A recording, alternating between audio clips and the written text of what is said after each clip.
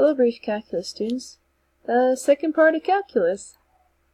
Calculus is basically two parts. And let me put it in my right hand. First part, how fast does something change? Second part, how much did it change altogether? Well, we're used to the term derivative. Now we're going to start using integral. This is the second part of calculus. And basically, this is it. So, we have a function like the sales of food at a restaurant. This would be the rate of change formula, or how the sales are changing. So a zero slope gets put down here. The function we're going to be dealing with is the second one right here, this rate of change formula. Not this first one. This is really important. We're looking for the derivative function or the rate of change formula. And the way we find total change is going to be the area under the curve of the rate of change. So we have rate of change, and underneath we have total change. If it has some boundaries on it, we call it a definite integral. So this one just has to be Monday and Friday.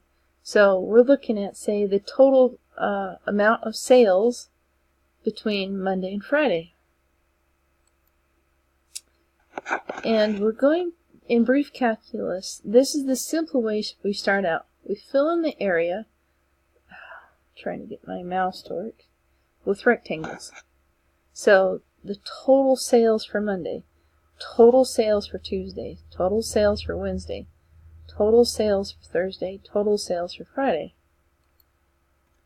We find the area of each rectangle, which would be like the base, or, so in this case it's one day times the height, which is actually the rate of change.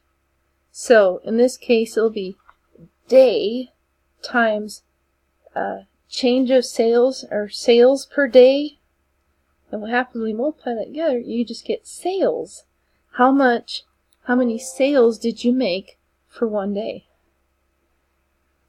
So we're going to find the area of each rectangle, and then we just add all those areas together. So in this case, we'll be finding the total sales between Monday and Friday. And we call these additions Monday, or Riemann sums. Move this over so I can show you the formula. Okay, so here's the sum part. I'm trying to move the mouse.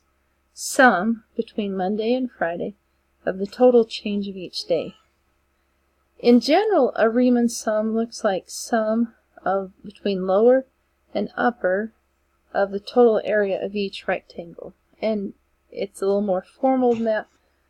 That's the basic idea. Now in calculus, we're not just happy with Monday, Tuesday, Wednesday, a day length. We try to say, like Monday morning, Monday afternoon, or, we're shortening it each width of the rectangle. And we're going to get it down so it's actually, just like we took the derivative till the instantaneous, we're going to take the area of rectangle. So we go from day to hour to minute to second. How would you say? Okay, we're taking this down with making more and more rectangles so they get narrower, but they fill it in better. And I'm going to go to a website and show you this. Eventually, this number of rectangles approaches infinity, and here's the idea right here. As the number of rectangles goes to infinity, the limit of the sum of each of the areas becomes, and instead of the Greek letter sigma or s, we use this curve right here, and we call it the integral, from the lower bound to the upper bound, and of the rate of change curve, which is, that was what we were multiplying, was the rate of change. Alright, I promised you a website. Alright, so from the book, they're recommending go to Wanner. I typed in Warner first, totally wrong. WannerMath.com. So here's our Applied Mathematics textbook. And let's just go ahead and go to the website. Let's see if I can get my picture out of the way here. Moving the screen over. Can I move my picture? There we go. Online utilities. And what we want to do is the numerical integration. So integration is the verb with the grapher.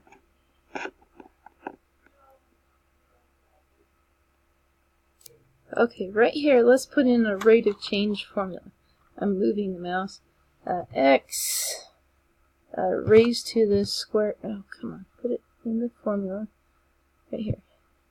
X raised to the square minus 3x plus 1. Okay, and see, we have lower limit and upper limit, so let's go between 0 and 5. And it says, how many rectangles do you want? And you have a choice of left sum and a right sum. So if I move the screen up. Alright. Basically, the left says, find what the function is from the left and move over and make a rectangle. So move it over from the left, find your rectangle. Again, there's another. I made another video for this. If I want to have more rectangles, you can see that it's filling in the area better.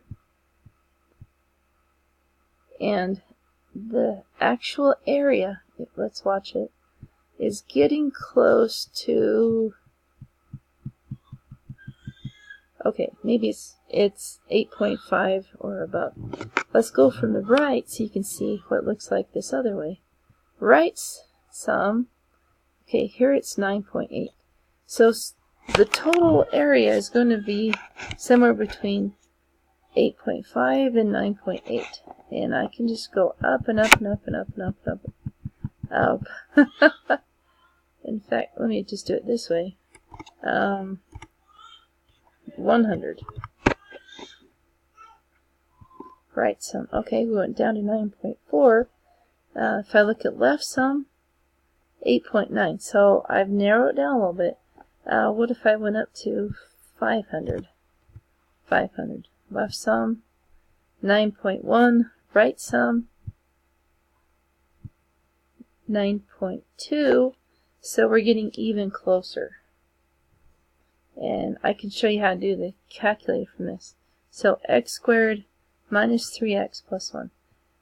This is really useful. Really a useful tool if you don't have an actual function, but you do have a shape or a curve.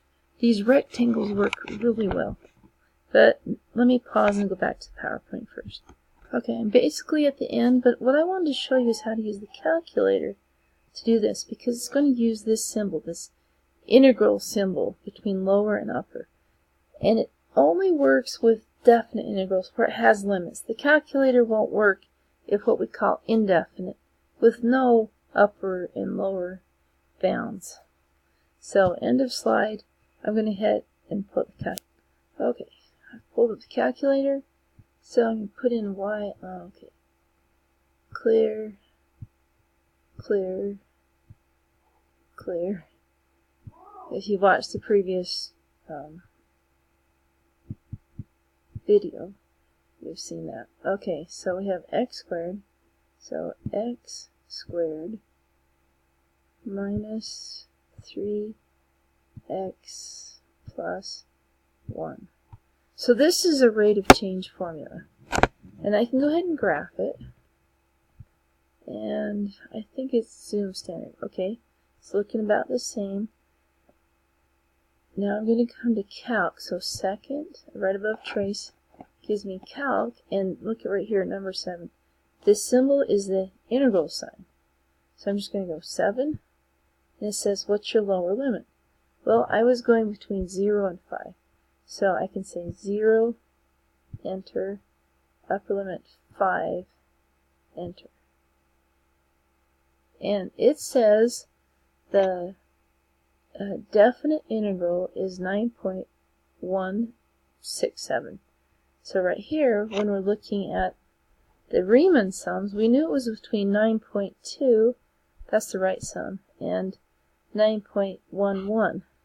So you can see where that is right there.